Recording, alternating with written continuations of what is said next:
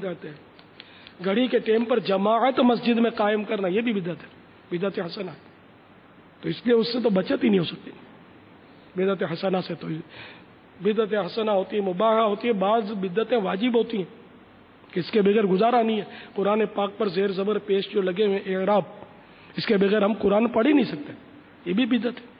نقطے ہیں نا، جو یہ با کے نیچے نقطہ تو تا کے اوپر 2 نقطے تو سا کے اوپر 3 نقطے، جیم کے پیٹ میں نقطہ تو خا کے سر پہ نقطہ، تو دونوں نقطے ہٹا لیے تو ہا بن گیا. یہ ساری بدعتیں ہیں.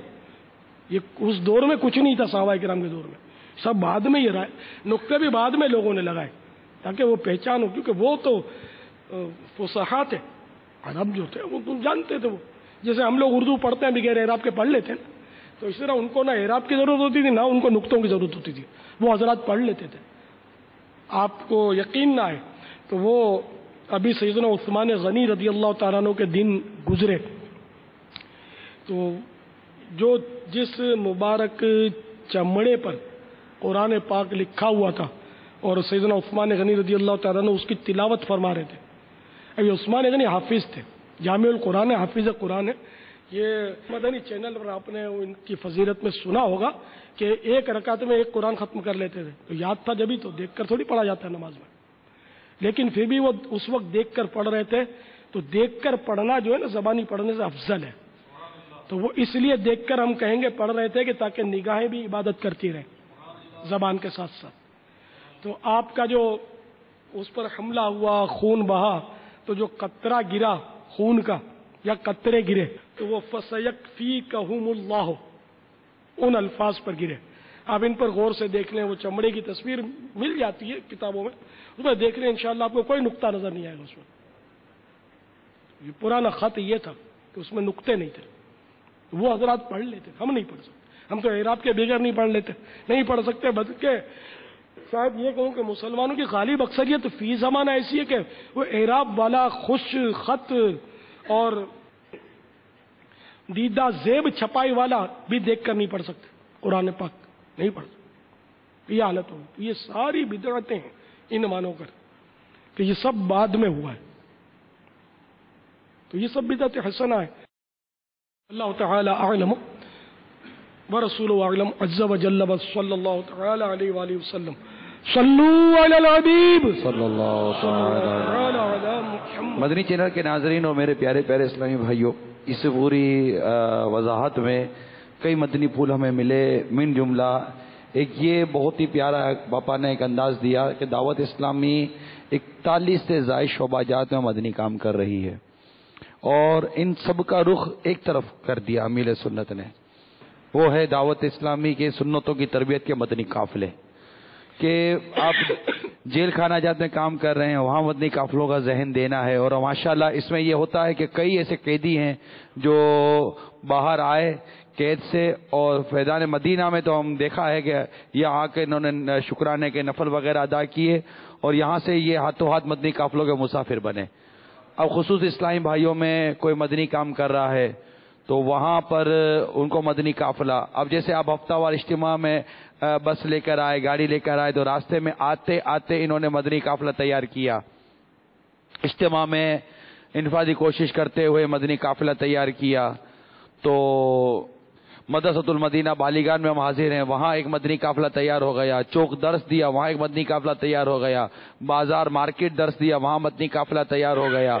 اس طرح یہ جتنے ہمارے مدنی کام ہیں ان سب میں سے اگر ایک ایک کر کے مدنی قافلہ تیار کیا جائے تو ماہانہ تو 3 دن کا مدنی قافلہ 30 دن میں تو ٹھیک، مجھے تو لگتا ہے کہ ہر 7 دن میں ایک 3 دن کا مدنی قافلہ تیار ہو جائے. کہ اتنے سارے الحمدللہ مدنی کام ہے، اور ہر شعبے والا یہ ذہن بنا لے کہ میں نے یہاں سے مدنی قافلہ تیار کر کے اگر ہفتے میں ایک اسلامی بھائی بھی تیار کر کے دینا ہے تو ایک ہفتے میں کتنے اسلامی بھائی تیار ہو جائیں گے.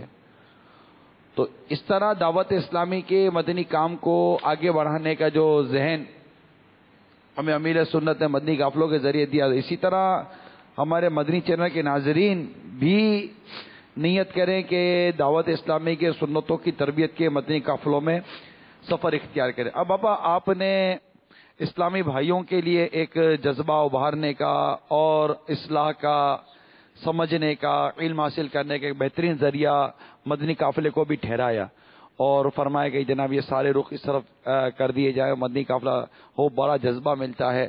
جس طرح اسلامی بھائیوں میں مدنی کام کی حاجت ہے، اس کو میں کہوں کہ مردوں میں جس طرح نیکی کی دعوت کی سخت حاجت ہے، اس طرح اسلامی بہنوں کو بھی نیکی کی دعوت دینے کی سخت حاجت ہے، اور تو خواتین میں بھی اس کی حاجت۔ اب یہ اسلامی بہنیں یہ جذبہ کیسے پائیں، ان کے لیے کیا طریقہ ہے دعوت اسلامی، ان کو کیا مواقع فراہم کرتی ہے کہ یہ اس طرح اصلاح کرے؟ کیونکہ ہم دیکھتے ہیں کہ اس وقت معاشرے میں جو برائی پھیل رہی ہے، بے حیائی پھیل رہی ہے، اس میں اس طبقے کا کتنا کردار ہے یہ ہر ذی شعور سمجھتا ہے۔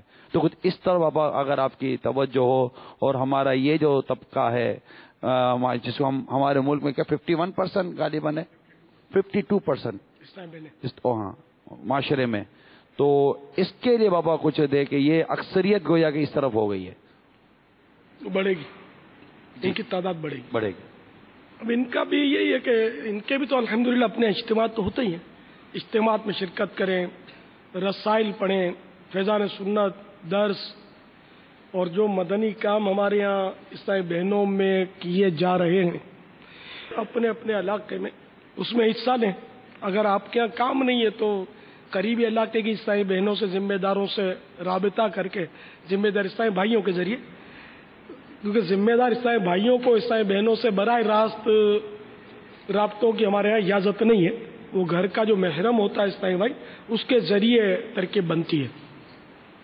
تو اس طرح وہ جو بھی اس کا طریقہ کار ہے اس کے مطابق اپنے اپنے علاقوں میں اسلامی بہنوں کا مدنی کام بڑھائیے۔ تو جب یہ انشاءاللہ دیکھتی رہیں گی، یہ اپنے رسالے پڑھتی رہیں گی، اپنے یہاں کے ہفتہ وار اجتماع میں حاضری دیں گی، درس دیں گی، گھر میں درس جاری کریں گی، تو انشاءاللہ عز و جل ان میں بھی مدنی انقلاب آئے گا۔ اور انشاءاللہ یہ اگر ترکیب میں آگے جہاں جہاں اسلامی بہن کا ذہن بن جائے گا، مدنی ذہن، تو اس طرح یہ کہ اس گھر میں مدنی ماحول تیزی سے بنے گا انشاءاللہ، کیونکہ بچہ جو ہے اس کی سب سے پہلی اسکول کہہ لو یا تربیت گاہ کہہ لو، وہ ماں کی گود ہے۔ تو جب ماں کا مدنی ذہن ہوگا تو وہی انداز اس کی اولاد میں سرایت کرے گا، اور انشاءاللہ اس طرح آئندہ نسلیں جو ہیں وہ ہماری نمازی بنیں گی، عاشقان رسول بنیں گے، اور انشاءاللہ نیکیوں کا، سنتوں کا دور دورہ ہوگا۔ اسی طرح بیانات ہیں، آڈیو کیسٹیں سینکڑوں کی تعداد میں مکتبۃ المدینہ سے مل سکتی ہیں مختلف عنوانات پر، اس ٹائم میں نے وہ بھی سنے، اور اس طرح یہ کہ ان میں بھی اصلاح کی صورتیں پیدا ہوں گی الحمدللہ۔ ان کے یہ مطلب جملہ مدنی کام ہے جس میں یہ ان کے کام ظاہر کہ یہ میں نے اجمالی طور پر عرض کیا۔ تو بابا یہ اس طبقے کی اصلاح کی بھی سخت اس وقت حاجت اسلامی بھائیوں کے مقابلے میں زیادہ، اور مواقع کم ہے بابا، اسلامی بہنوں میں حاجت لگ رہی ہے، کیونکہ یہ بینیفٹ زیادہ ہے نا، کہ جو ان کے ذریعے ہم کو سنتوں کی آمدنی زیادہ ہو سکتی ہے، نمازیوں کی پروڈکشن یہ زیادہ کر سکتی ہیں۔ ان کی گود میں بچے پلتے ہیں، باپ کی گود میں نہیں پلتے۔ باپ تو دن بھر کیا کام دھندے پہ چلا جاتا ہے، اور آتا ہے تو اگر باپ سمجھدار ہے تو بچے کو لپٹاتا ہے، وائڑا ہے یعنی کہ نہ سمجھ ہے تو وہ مار داڑ کرتا ہے بچے کو۔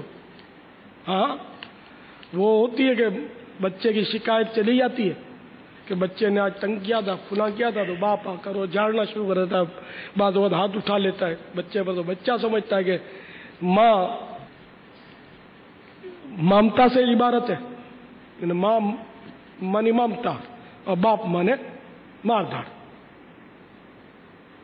شکایت ماں ہی کرتی ہے کہ یہ تنگ کرتا ہے، اس کو یوں کرو، اس کو سمجھاؤ، اس کو ڈانٹو، اس کو بورو، لیکن یہ کہ باپ کو حکمت عملی سے کام لینا چاہیے، اس کو ڈانٹ ڈپٹ زیادہ نہیں، کبھی کبھار پھر ایسی ہو کہ وہ یاد رکھے حکمت عملی والی، لیکن روز روز اگر ڈانٹے گا تو اس کا ذہن یہ بنے گا کہ باپ مانے مار داڑ، کہ جب بھی آتے ہیں والد صاحب تو مارتے ہیں میرے کو، جھاڑتے ہیں، تو وہ بیچارہ ڈرا رہے گا، لیکن یہ ڈرا رہنا جو ہے نا اس کو باغی بنا سکتا ہے۔ باپ کو بھی چاہیے کوئی شفقت دے، پیار دے، ایسا ہو کہ جو کہ اولاد کا ایک بنیادی حق بھی ہے، تو پیار چاہیے اس کو۔ مائی اگر باپ کو وہ گھر میں وہ دہشت کی علامت بنا دے گا، ہر بات میں باپ، ہر بات میں باپ، ہر بات میں باپ باپ، تو وہ باپ بھی